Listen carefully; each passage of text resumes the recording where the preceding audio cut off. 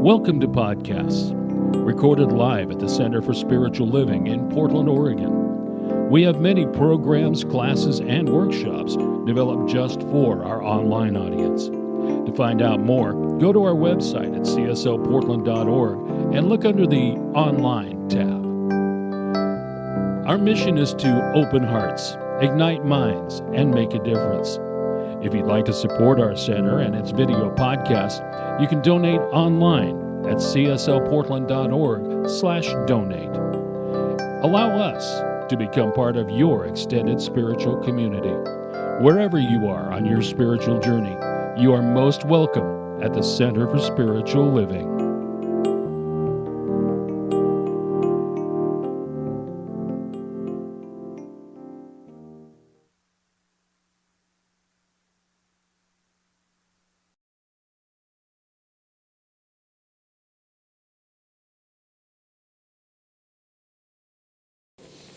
Hi. Good to be here. Good to see you all. Have we heard words of truth this morning? Yes. Yes. And what's wonderful is every time we feel that truth, we are allowing its power to express itself so that the appearances can come into alignment with it. We're not telling God what to do. We're not even telling ourselves what to do. We are bringing that power that is that truth into this moment, into this experience, into this set of appearances now. The power comes through the word, to quote Emma. Emma Hopkins, for those of you who don't know.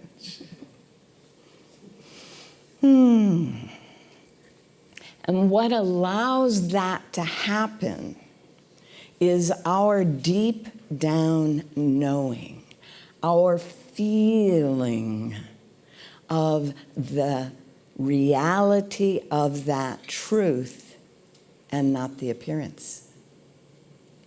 Now, the last time I was here, I was telling you something about how to know what you believe. You may recall I said, look around you. Look at your experiences. Look what's unfolding in your life. Look at what you have experienced as meaningful or powerful or any number of other qualities you might bring to it. That's what we have faith in. And if those experiences aren't quite heavenly, oh dear. It means that our faith is not in the truth, because truth and heaven are one and the same. Truth and wisdom are one and the same. Truth and love and life and well-being in all of its dimensions, that is one beingness. That is us. Uh-oh, we don't have faith in us. Ow. To the extent that our life isn't heavenly. And those moments where life is heavenly, where life is just, oh, the temperature is perfect and the air feels great and the people are fabulous and the food is so good. Right? And the flowers are glowing and the music is wonderful. That's when we literally are living our faith in our true selves, in truth. But life is up and down.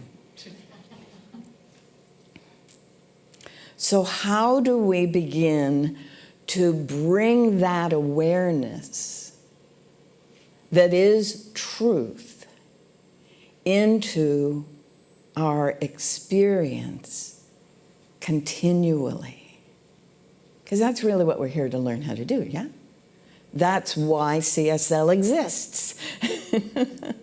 To facilitate each of us becoming the being that experiences heaven on earth. Thy will be done on earth as it is in heaven. As it is. Not parallel, but in one and the same. And in the end of that very same book, there is this description of how the old experience we've called earth passes away, and the new experience we call heaven comes in, and heaven and earth are one.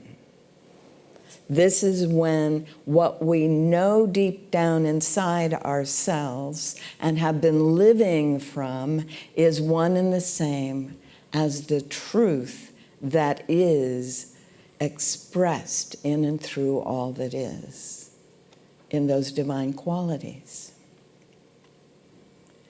In this world that we've grown up in this culture that we live in, we're taught to say, I believe in this, I believe in that, I believe in the other thing. And as I pointed out, sometimes what we've been taught to say and what we're actually believing in are not exactly the same. And so we get these conflicting, mixed experiences, right? Emma Hopkins teaches us, I do not believe in a mixture of good and evil. I do not believe that it's possible to have something that appears to be good and something that isn't in the same space and experience. That's an interesting concept, isn't it? Because most of us have been trained to accept the idea that everything's a mix, right? It's a mixture. It's always going to be a mixture. You have to take the bad with the good. But that's not heaven. And that's not the one that is love and wisdom and beauty and joy and harmony and order, all present fully here and now. So if I'm getting a mixed experience, I must have faith in both what I call good and what I don't call good. What is both distressing and delightful. So I get to let go of the beliefs, and that's what I spent time on last time. So you can go look that one up on the video. And then I get to look at this thing called truth. I get to allow myself to experience fully these qualities that are the same as truth. Life, fully present and the only presence here and now. Love, always, in every interaction, every moment across space and time. Beauty, in everything that I see and hear. That's what is. That is the one that is the only truth. And when I command that truth by stating it, I feel it, yeah? Anyone here feeling some of this? I hope? Yeah. And as I feel it, then those other dissolving, distressing beliefs actually literally begin to dissipate. And I can feel and see more fully the life, the love, the beauty. Now, some of you may recall about 20 years ago, there was this contest, and a bunch of people wrote books. It was Ted Turner's contest, and James Redfield did not win it with his book, The Celestine Prophecy. But he went ahead and published it anyway, and it became a movie, and it's become a very powerful presence in a lot of people's lives, right? Well, in that book, one of the things that he was teaching people to do was to see the beauty and expand in their awareness that beauty and feel that beauty and that light, catch the light and feel it expand and press that out into their world. Well, he wrote another book. It was called The 10th Insight. And then he wrote another book, The Secret of Shambhala, which is actually the search for the 11th insight. And this poor guy, the narrator, I swear that guy is always struggling. he falls back over and over again. But that's just like it is in the Old Testament. The Hebrew people keep falling back over and over again so they can learn again the truths that are important and necessary for our well-being, for our experience of heaven on earth. So in The Secret of Shambhala, he's gotten this mysterious message from the guy that is always leading him into these situations. And the message is he has to show up in Tibet the day after tomorrow. Which, of course, raises all kinds of stuff for him, and as most of us it might. And then he gets there, and his friend isn't there. Someone else he doesn't know shows up and starts telling him he needs to change his energy because he's showing up in all this fear. And if he's in this fear, he's just going to attract more fearful stuff. We've never heard that message. And as the story unfolds, the character our narrator begins to realize that he needs to be in that state of feeling the love, feeling and seeing the beauty. And if he can hold that, then everything unfolds in delightful synchronicity. Isn't that interesting?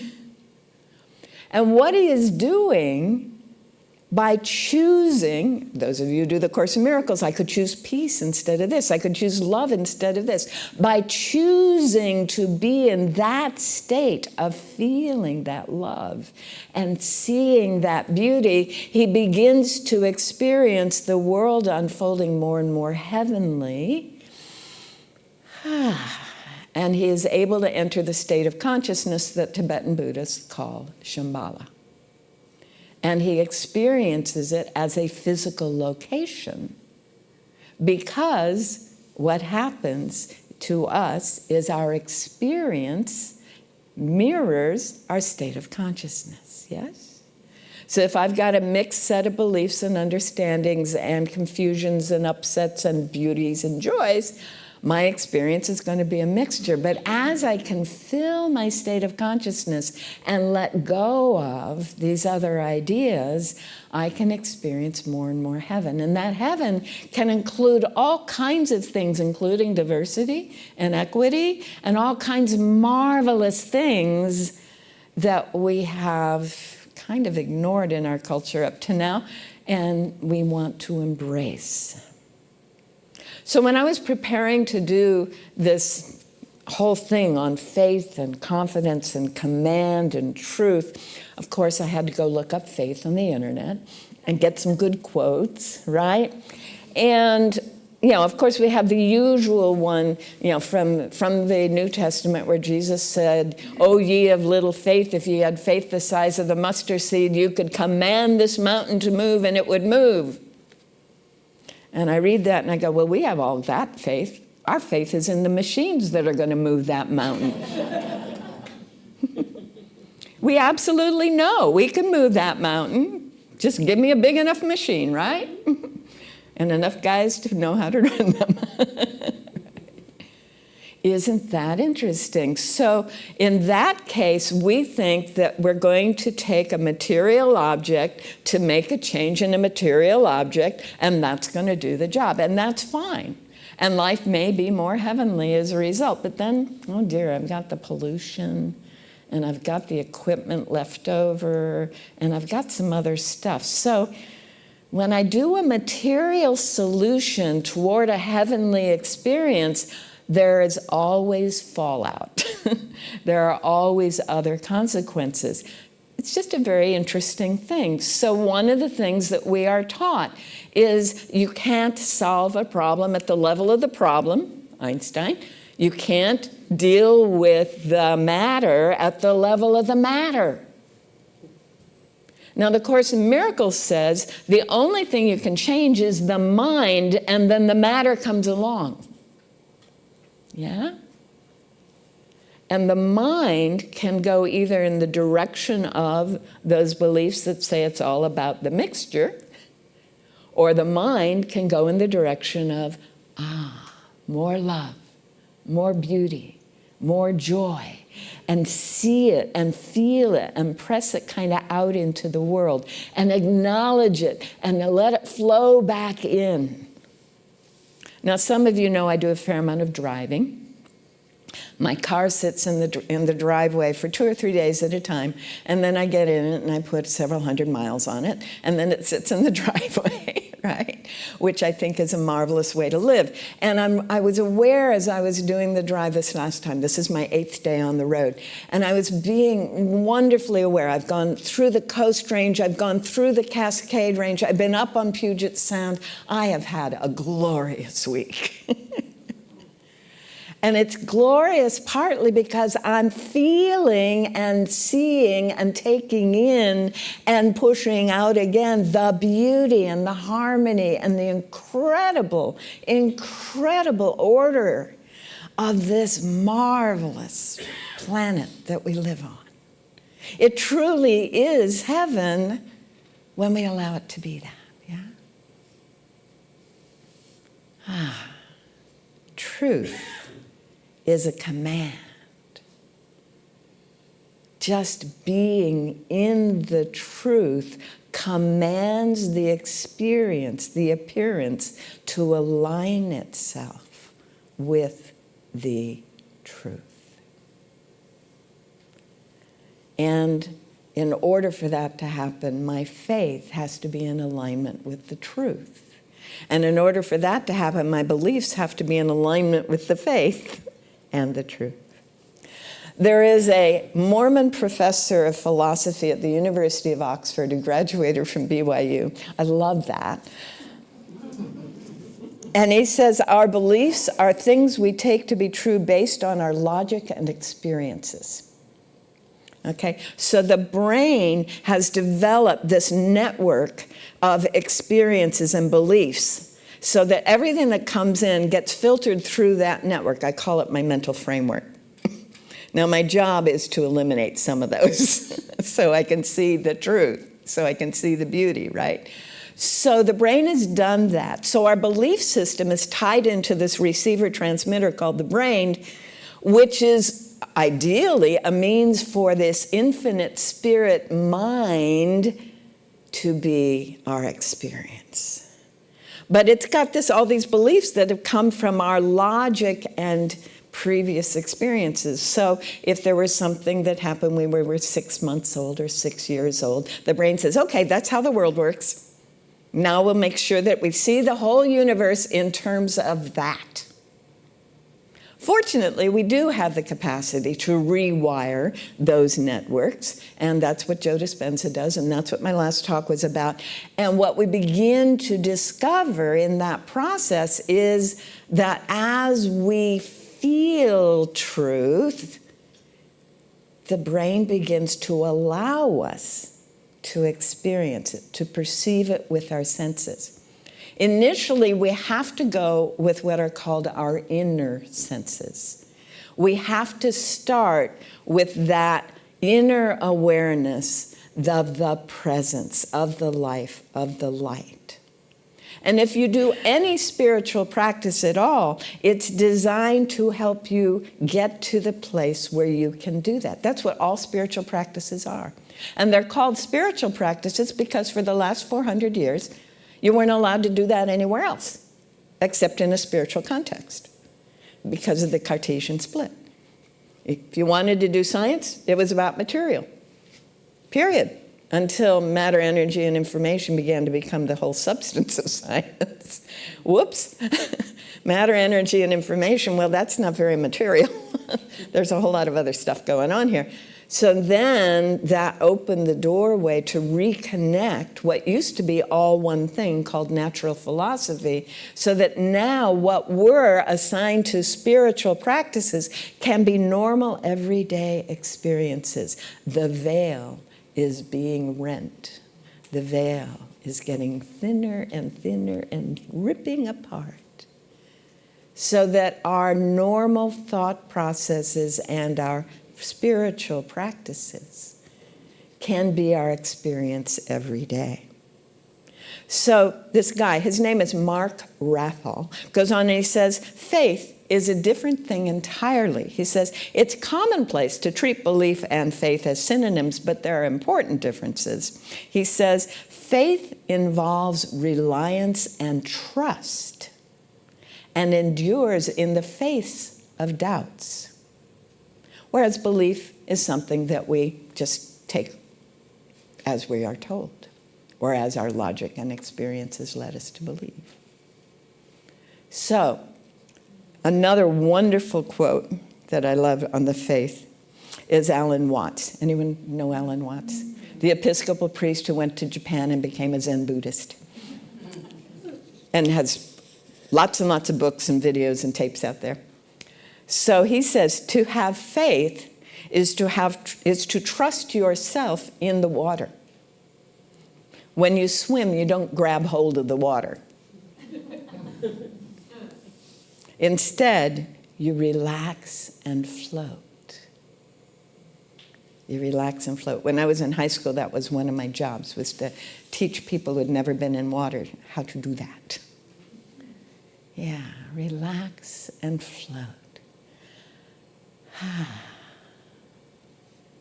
So we trust in truth to transform the experience while we relax and float in the one that is, the one mind. And as we do that, then that which we are, the truth that is unfolding and expressing itself in and through each and every one of us, does some interesting things. Ralph Waldo Emerson says, every spirit builds itself a house, and beyond its house a world, and beyond its world a heaven. Know then that the world exists for you. For you is the phenomenon perfect. Yes. As fast as you conform your life to the pure idea of your mind, so fast will all disagreeable appearances, and then he lists a bunch, vanish. They are temporary and shall no more be seen. And to that, I'm going to say, Amen. Thank you so much.